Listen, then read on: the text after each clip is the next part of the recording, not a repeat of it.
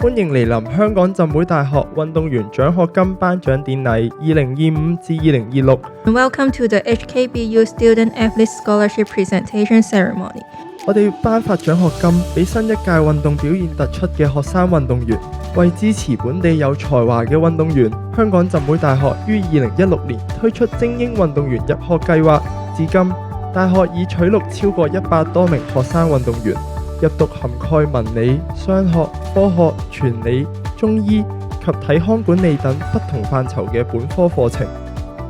今日咧非常之高興，有機會咧喺呢度咧同大家分享一下兩位出色嘅運動員學生最近令人振奮嘅運動表現。劉子龍同學係現役嘅香港武術隊隊員，喺巴西舉行嘅第17屆世界武術錦標賽中，勇奪藍棍金牌、藍刀軍金牌、藍拳銀牌3面獎牌。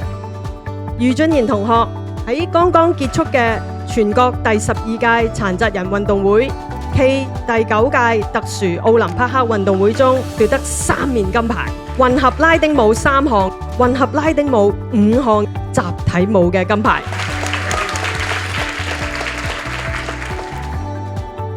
學校俾咗啲乜嘢支援同埋機會你呢？首先要多謝 BU 同埋即係 department 同埋 perm 俾我嘅 support 啦，同埋幫助，就會因應我哋唔同嘅需要啦，即係可能去練習啊、比賽嗰啲，就會因應翻我哋咁樣去 set 一個好好嘅 timetable 俾我哋，提供一個好好嘅環境去俾我哋讀書同埋游水。運動員我哋唔係除咗讀書同埋我哋可能要練習之外，其實更重要係點樣我哋將我哋識嘅技能去放翻社會入面嘅。咁其實我係融合咗正念啦，加個空手道，再加科技咧，去提升我哋所有參加者嘅精神健康同埋幸福感嘅。所以好多謝 BU 老師，唔係淨係學業上，而係非學業嘅一啲運動員嘅一啲 idea，佢哋都會支持去做呢樣嘢咯。我學業問題唔識嘅話，其實最幫到我嘅，除咗 TA 之外啦，就係啲同學 professor。咁其實佢哋都好勇於去幫助我，同埋都會長時間可能問我有冇啲咩唔識啊，就話翻俾我聽咯。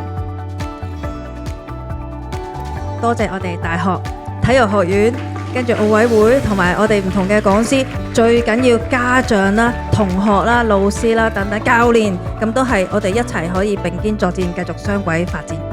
所以我哋而家證明到另一樣嘢，就係運動員其實佢哋唔係單單喺運動場上面先攞到成就，佢喺運動場以外發揮到光與熱。我希望咧下一年我哋有更多嘅同學、更多嘅運動員咧，係能夠參與我哋浸會大家庭，將我哋嘅運動科學、運動產業做得越嚟越好。